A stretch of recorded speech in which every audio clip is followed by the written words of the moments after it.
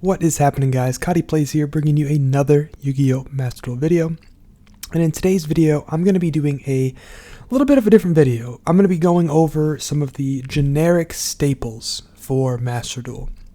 So, for those of you who are newer to Yu-Gi-Oh, staples are basically cards that can fit into a lot of decks. They're generic cards that don't really have restrictions to a specific archetype. What I mean by restrictions is, like, for example, let's jump over here to Sword Soul, which Sword Soul is a really popular deck right now. You know, something that is kind of important to note is, like, you know, Sword Soul Grandmaster Yugioh. This is a really, really powerful level 8 synchro monster, and it takes one tuner monster plus one or more non-tuner worm monsters.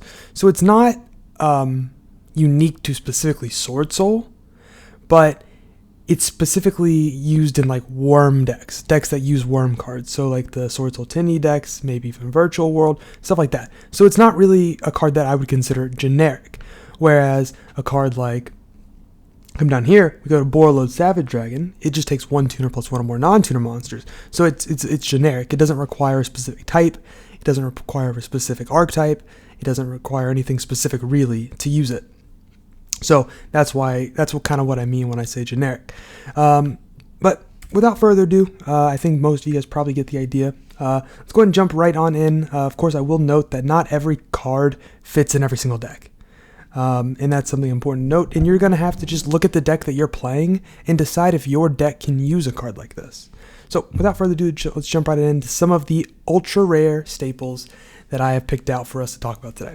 So I'm not going to go over the effects of every card. I'm just going to kind of, like, you know, say, like, what they are, and then you guys can do your own research on them. So we got Effect Veiler, Maxi, Ghost Ogre, Ash Blossom, Bell, Ghost Mourner, Dimension Shifter, Winged Dragon of Raw Sphere Mode, Nibiru the Primal Being, Raigeki, Harpy's Feather Duster, Terraforming, Instant Fusion, 1-for-1, Dark Ruler No More, Lightning Storm, Triple Tactics Talent, Foolish Burial, Super Polymerization, Call by the Grave, Cross That Designator, Forbidden Droplet, Metaverse, Infinite Impermanence, There Can Be Only One, Solemn Judgment, Solemn Strike, Red Reboot, and then we got, like, some extra cards down here. It's like Borreload Savage Dragon, Baron of Floor, Divine Arsenal AA Zeus, Link Karibo, Salmagate Almirage, IP Masquerena, Predaplant Verte Anaconda, Nightmare Unicorn, Appaloosa Bow the Goddess, and Access Code Talker. So, like I said, I'm not going to go over, like, the details of all these individual, like, cards, but these are very generic cards. These are cards that can fit into a lot of different decks. Like, something I will note is, like, Dimensional Shifter. This is not a card that can be played in every single deck, but this can be played in decks like Brand of Despia. It can be played in decks like Sword Soul, decks like Floowandereeze, very efficiently in Floowandereeze, Thunder Dragons. There's a lot of decks that don't need their graveyard that Dimension Shifter can be very, very powerful in, because it almost, like, hard counters or auto wins against decks that do need their graveyard. And it's, you know, D-Shifter's not the only one, right? Like, you're not going to play Terraforming in every deck, but you can play it in some decks. You're not going to play Foolish Burial in every deck, but you can play it in some decks. And if you can, they're very good cards to play. So, yep, that's just kind of, like, my very generic, general list of, like, really powerful ultra rare cards that you can consider crafting if you don't already have them. Let's go ahead and jump right over here to SRs. So for SRs, we just got DD Crow, Droll and Lockbird, Cypher Gear Gamma, Skullmeister, Token Collector, Artifact Lancia, Chaos Hunter, Fantastical Dragon Phantasme, Lava Golem, Pot of Duality, Pot of Desires, Pot of Extravagance, Pot of Prosperity, all the pot cards. Small World, this is very similar to the pot cards, just consistency. Twin Twister, Cosmic Cyclone, Dimension Barrier, Evenly Matched, Anti-Spell Fragrance, Rivalry of the Warlords, Goza Match, Summon Limit, Macrocosmos, and Skill Drain. So a bunch of floodgates here, some generic back row removal, generic stun cards, generic consistency cards, and some generic hand traps or, like, going second kind of cards. For the extra deck, got Baguska, the Nightmare Cerberus, Nightmare Unicorn, Lina the Light Charmer, and Dark the Dark Charmer. You can also add in here all the other Charmers. So all the different, you know, attributes have links associated with them, and you can say, like, all these different ones kind of fit in that category. It depends on the deck you're going with. Like, if you're a deck that plays water monsters, like, yeah, play Area, play, you know, if you're playing Fire one, play the Fire guy, so on and so forth, right? But Dark in Lina, They're the two most generic, so that's the reason I threw those on there. So, yep. Moving on to the, get rid of this. Going to move on to the R rarity cards. You're gonna see this list continue to get smaller and smaller and smaller as we go on, because there's just like less powerful generic cards at low rarities. But still gonna show you guys some options here for rares if you're on a budget. So we got Herald of Arclight, Ciphering Gear Delta, Gemini Imps, Planet Pathfinder, Tinny Spirit Vishuda. You might be wondering about this. This is basically because Monk of the Tinny is a normal rarity link monster, and you can. I'm just gonna go and pull it up here. Monk of the, I think it's the, whenever my website decides to load. But basically what happens is you can just, if you control null effect monsters, you can special summon this card from your hand. Then if you control it, then you can link it off into Monk of Tinny, which just takes a non-link Tinny monster. And the Vishuda's second effect is if you control a face-up non-effect monster, so the Monk of the Tinny, you can banish this card from your graveyard, target one card your opponent controls, return it to the hand. So it's just a free bounce, basically, and you get a body. So it's really, really powerful overall. It's just a great little combo, but the Monk of the Tinny is important to note on there.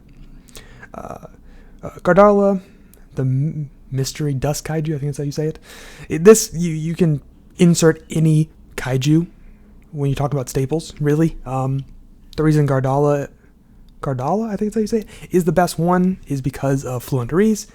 You can tribute over the barrier statue with this because it's a wind monster. And also because it's a rare, and it's got fairly low attack points at 2,700.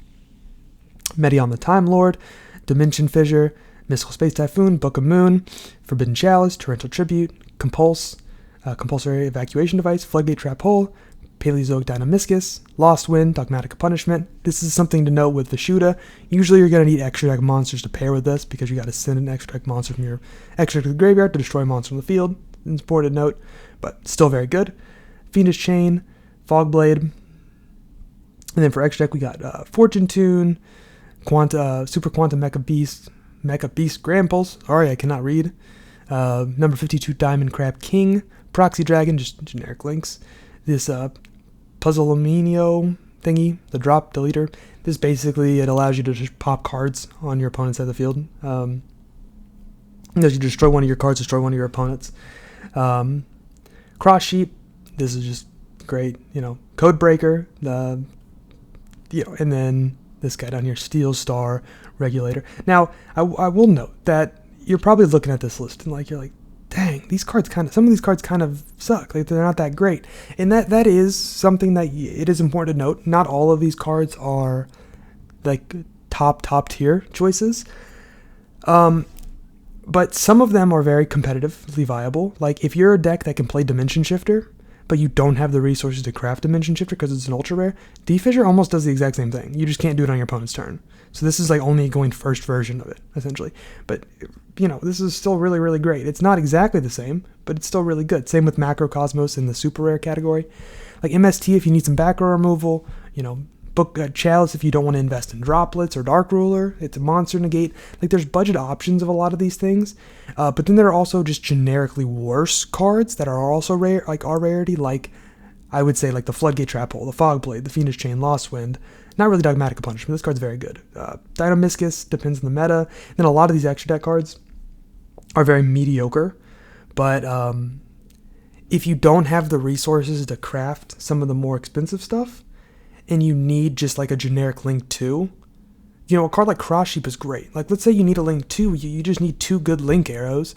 Well, Cross Sheep gives you great Link arrows, pointing down to the right and down to the left. It's exactly what you need, and the same can be said for a lot of other stuff. So that's kind of why some of these cards are on the list, not because they have really great effects, but because they're generic, because they can fit into a lot of decks, they have usable effects, and they're just a good supplement for better cards. So I hope all that makes sense. And also, some of these cards like Gemini Imps are not going to be good in every single format. Like, this is only going to be good in a format where like Dark World is really good, right? Or something that makes you discard, your opponent discard. And in those formats, this card's going to be amazing, but we're currently not in one of those. So it's important to note some stuff like that. But I just thought I should put that out there when talking about some of these cards. Like, don't just throw all of these rare cards into your deck because I said they're usable. You put them in your deck if it's necessary, right? I hope that makes sense.